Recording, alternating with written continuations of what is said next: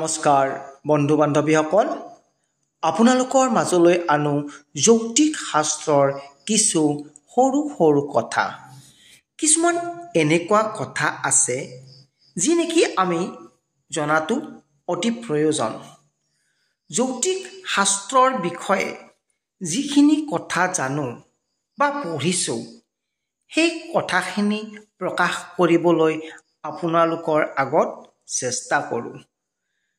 যদি আপোনালোকৰ ভাল লাগে এটা লাইক মাৰি চেনেলটো ছাবস্ক্ৰাইব কৰি দিব আৰু জয় শ্ৰীৰাম বুলি এটা কমেণ্ট কৰি দিব।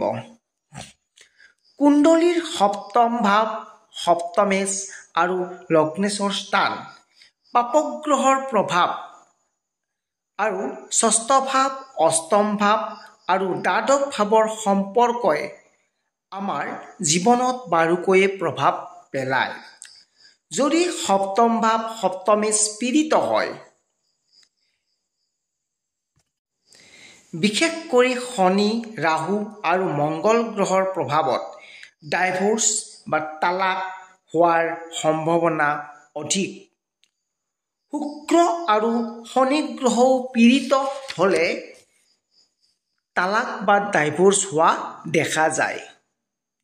যদি সপ্তম ভাৱৰ স্বামী ষষ্ঠ স্থানত, অষ্টম স্থানত বা দ্বাদশ স্থানত থাকে, তালাক বা ডাইভোৰ্চ হোৱাৰ সম্ভাৱনা অতি প্ৰবল। সপ্তমেশ বক্ৰী বা কমজোৰ হ'লেও হয়। সপ্তমেশ আৰু দ্বাদশ ভাৱৰ স্বামীৰ পৰিৱৰ্তন যোগ হ'লেও হয়। কুণ্ডলীৰ এনেকুৱা যোগ থাকিলে তালাক বা ডাইভোৰ্চ হ'ব পাৰে। এনে ক্ষেত্ৰত ব্ৰেকআপো হোৱা দেখা যায়।